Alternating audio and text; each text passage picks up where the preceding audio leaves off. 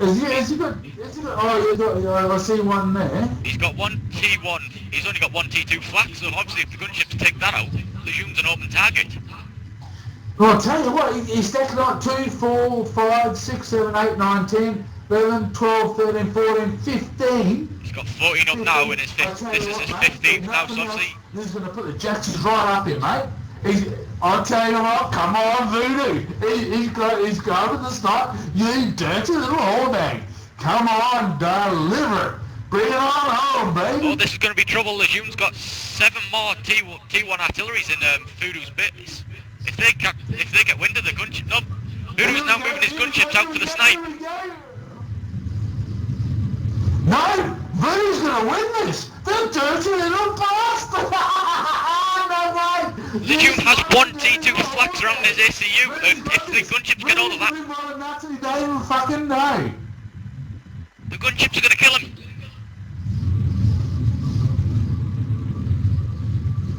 Voodoo is force attacking Voodoo's ACU. The unit has been splattered by gunship spam. No way. Oh my god. It's helping. Word. Oh my. Oh, cut it out. Oh, that was ripping. Oh my god.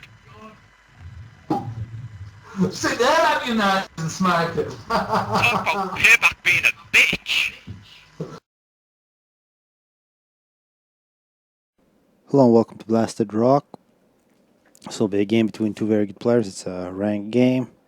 We got Pebble playing as England, going first land. Taking on Vormad Stork, who's going first land as well. Looks like second land with 6 pigeons. 6 pigeons is a bit heavy on the power, but that's alright. See what he plans to do. I guess a couple of general things while these two players begin their builds. Actually Flare from Pebble, so that's important. Hunter from Stork. So far, nearly identical. And looks like the two light assault bots are going to go in the same direction. You might see a light assault bot battle here on the bottom. First couple things. Had a great week from Worldwide People's Championships. I encourage all the casters to please cast those games. Communicate amongst each other, not to double cast. Of course, we got Swackle back on the scene.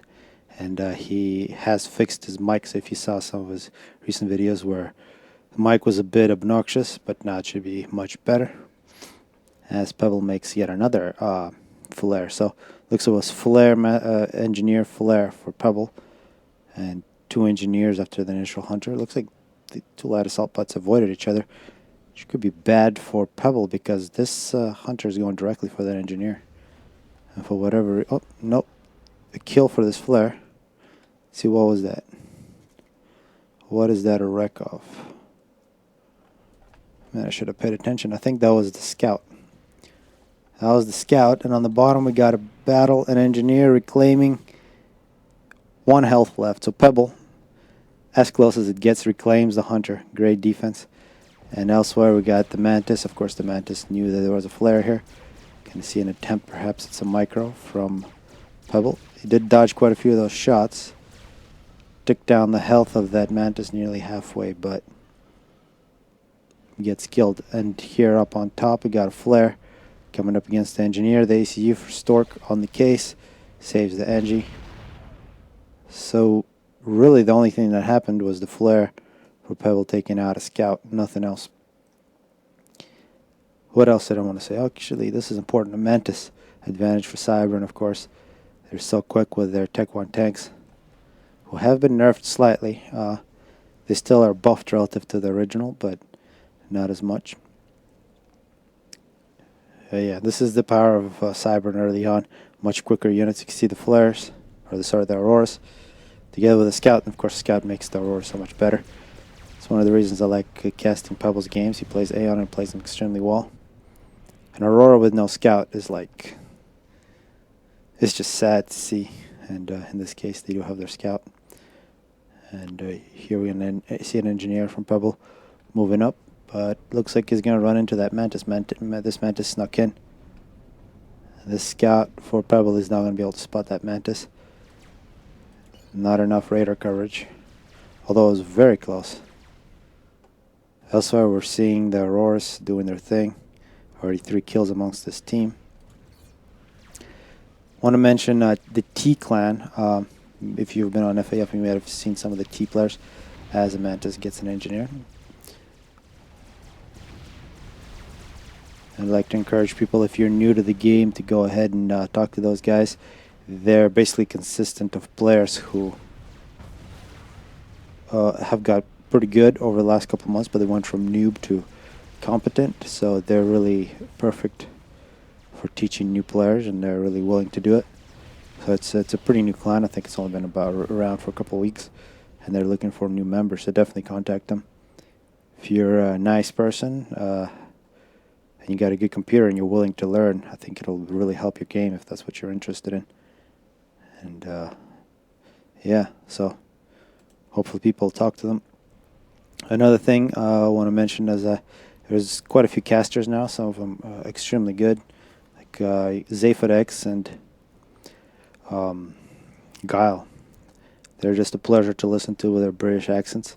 They're professionals, and those are the 2 casters I don't want to compete with in terms of entertainment, so I think I'm going to switch my casts a little bit to more technical. So I'm assuming the players who watch my cast instead of theirs, or together with theirs, are players and are looking for more tips and things like that, so I'll try to fill my casts with those.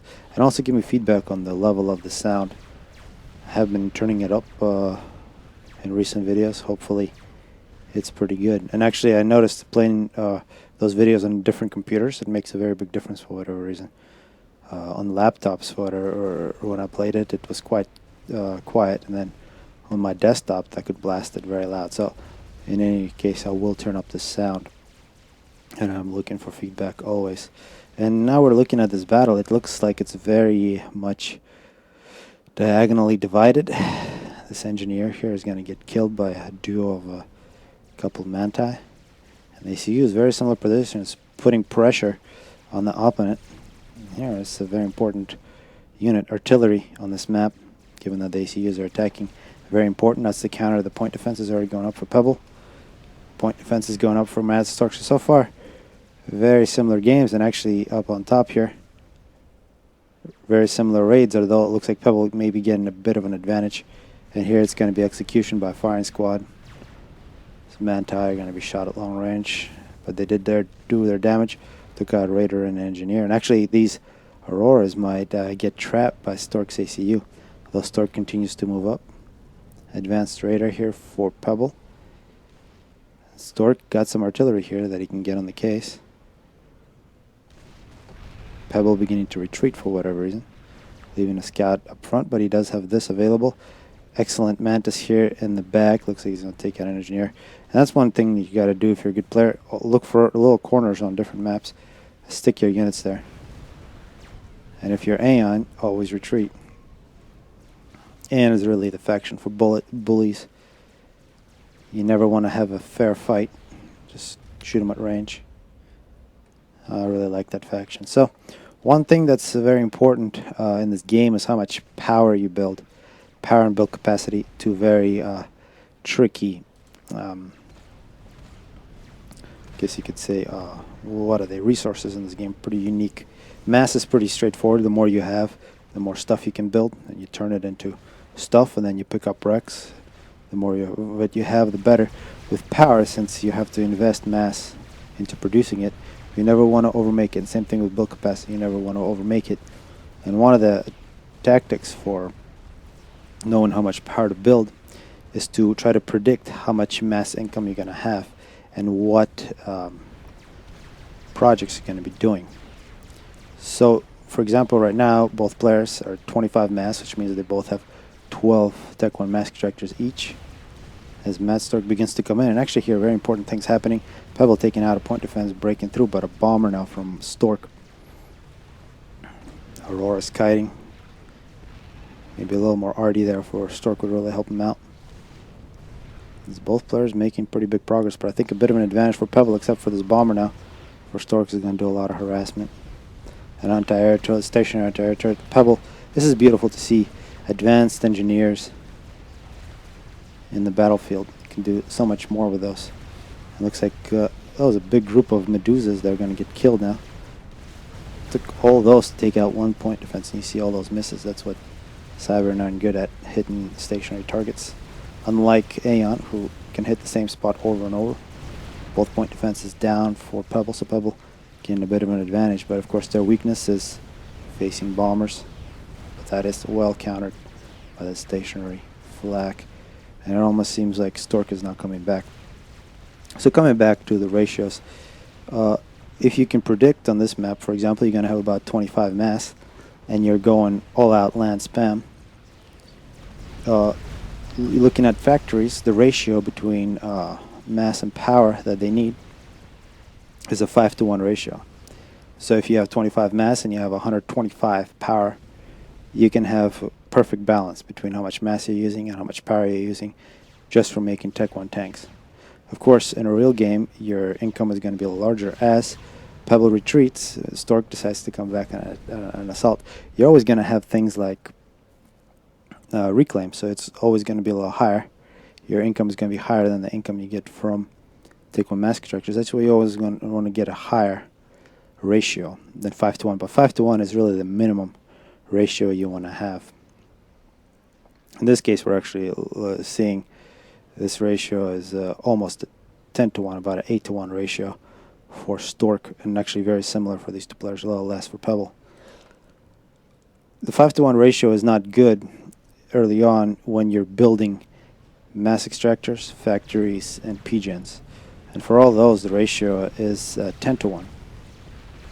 So if you want to just make PGens with all of your mass and you have 25 mass, you got to have 250 power. Except for Hydro, it's a ratio of 2, I believe. Yeah, the Hydro has like the lowest ratio of mass to power. That's why people really like it. But of course, Hydros are hard to combine and are much slower to build. But with Tech 1 PGens, it's a 10-to-1 ratio. Actually, Stork here getting an upgrade. And ACU upgrades, a very important number to know. The ratio for doing this one is at 20-to-1, so significantly higher than what you might have. What saves you, if you look at Stork now, actually you can see he's about to stall. His ratio is about 15-to-1, but you can go without going to the 30-to-1 ratio. 30-to-1 ratio is really quite too much, given that you can get around that for ACU upgrades by having this power storage and starting your upgrade when you're full on power. But yeah, we can see now Stork, not enough power for what he's doing. In this case, he's done the correct thing, is pausing his air factory. You don't want to exacerbate this problem. Of course, this leads to a deficit in how much power you can produce. Noticing this 4,000 reclaim for Stork. Meanwhile, Pebble only 2,500. It's about 1,500 advantage in terms of reclaim for Stork. Once again, here Pebble continues to put pressure, but hasn't really broken through.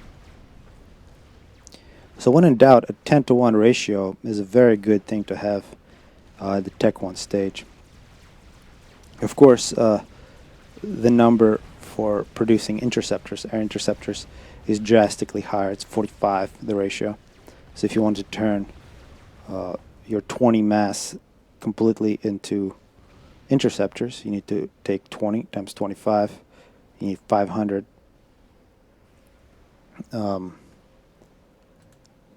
Yeah, I'm assuming that's correct, yeah.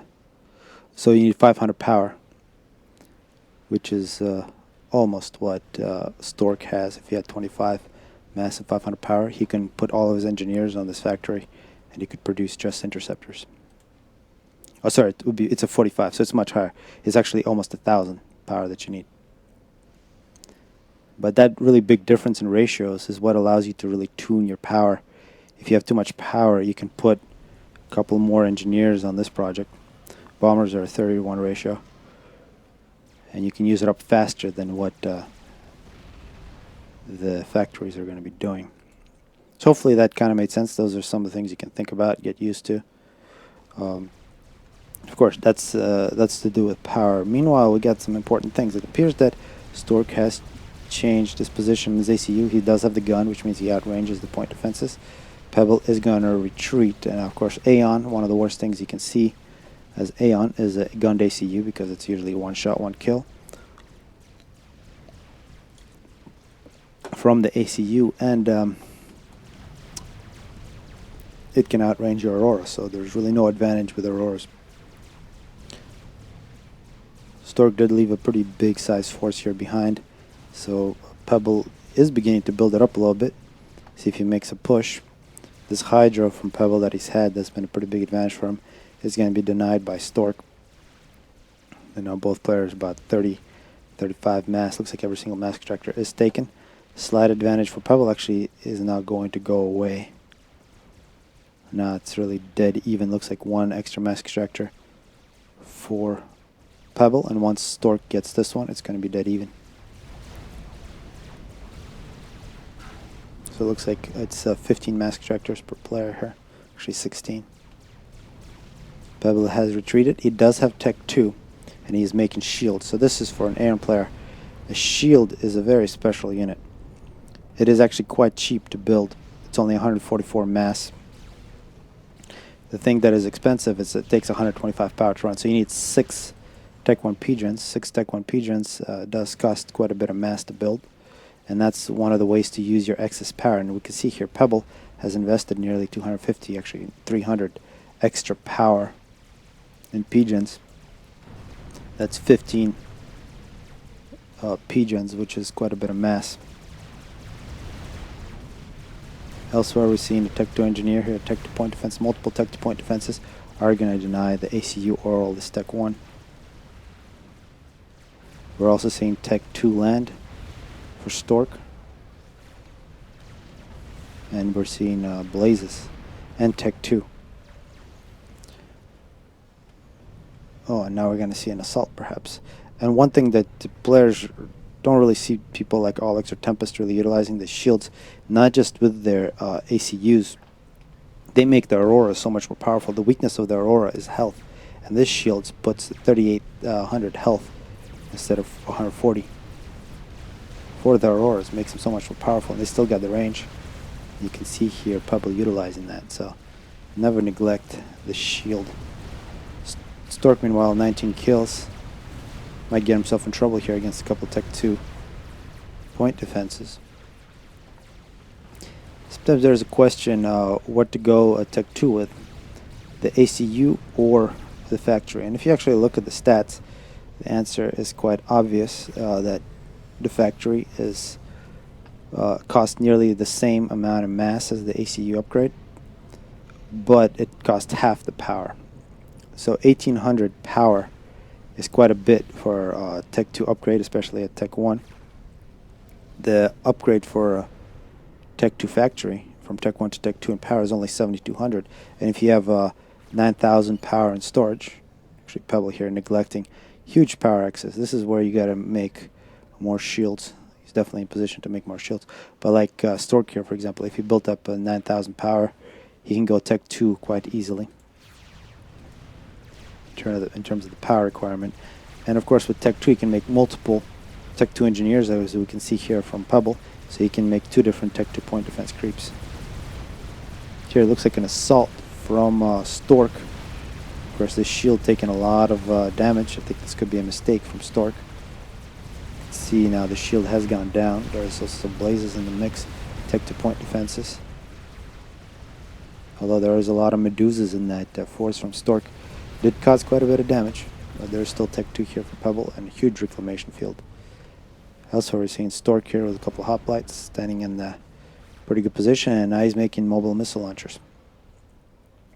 And since I've been talking about ratios and things like that, port ratio, once you go to Tech 2, land, it's the same ratio as for Tech 1, except that the build capacity on a Tech 2 factory versus Tech 1 is double, so you take about 8 mass per Tech 2 factory unassisted, and about 800 power. And here it is, the mobile missile launcher is going to work. Big advantage for Cyber, and also Tech 2 point defenses, point defense creep for Stork. And here we're actually seeing an advantage for Stork overall. We can see big mass advantage. One of that is, looks like he has upgraded some Tech 2s. He is actively upgrading. He's getting his third, actually fourth 5th Tech 2. Oh my gosh. So Stork really going on a big upgrade. And he has denied this position from Pebble. So he's been sitting on quite a few mass extractors. And once you get that advantage, you can't start upgrading because you know you have a... Yeah, so now Stork beginning to really run away with the eco. He has got Tech 2 power. While Pebble is facing the cyber mobile missile launchers. He is getting some TMD, and TMD not that good against the high fire rate missiles. And finally, this point defense is going to be taken out by accident, which means there's a lot of free reclaim in the middle for whoever wants to get it. And once again, an assault with the blazes up front, high fire rate unit, Tech 2. Obsidians I like better. The difference in mass cost is 220 versus 360. Blaze 220. Quite a bit of that cost for the blaze is the fact that it floats. Overall, for what you pay, the obsidian is much better, but you can make them twice as fast, the blazes. You can see these mobile missile launchers doing a very good job. These point defenses as well. But denying these 5 mass extractors to Pebble has been the biggest victory so far for Stork, and he's really used that to amplify his mass income by going Tech 2. He's got 5 Tech 2 mass extractors, which is the same thing as extra 10 Tech 1 mass extractors. So even if Pebble was to recover this position, he'd still be behind 5 Tech 1 mass extractors. Stork doing great work with his ACU. And this is a position where Mercies could be a good idea for Pebble to punish an ACU that's so aggressive against an AM player here at minute 20. I'm almost surprised that Stork is doing things like that. And up on top, we also got mobile missile launchers. So Stork producing quite a few mobile missile launchers. In terms of build capacity, the build capacity on a Tech 1 factory is the same as 4 Tech 1 engineers. Build capacity on a Tech 2 factory is the same as 8 Tech 1 engineers. And here we're seeing it looks like this factory has 11, so it's nearly 250% more build capacity than just the stock.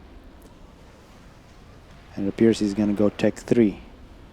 Tech 3 upgrade is quite expensive in terms of mass. But of course you get bricks, so it's always a good idea. Stork 32 kills, getting pushed back a little bit. This mobile missile launcher is getting hit by mobile missile launchers from Pebble. And looks like these point defenses were taken out. Which means Stork has to retreat a little bit. But there are a bunch of hoplites for Stork which can deny any of the Tech 1, Tech 2 units from Aeon with their long range. Elsewhere, we're seeing Pebble has switched the positions. He's got the double gun on the ACU. And he's going to attempt to push Stork back. And of course, here now we're seeing nearly double the mass income for Stork. And the longer this continues, the bigger the advantage for Pebble. Looking at the reclamation numbers, 7,000 for Pebble. Stork at 8,000. So in terms of mass, just huge numbers. And one thing that Pebble does have is a huge power excess. He is making now obsidians. Meanwhile, Pebble making big progress, winning a lot of reclamation here. We're not seeing anything that can really stop an ACU. Perhaps this is something that Pebble should have done a long time ago, denying these. Of course, denying those, losing 5 mass extractors, and if those are regained by Pebble, that could, that's a big shift. That's a shift of 20 mass, which is almost the difference between these two players.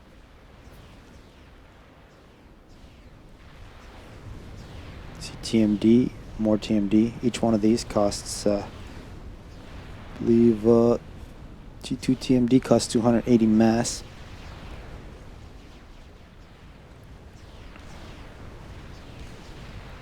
Pebble now really pushing back against Stork.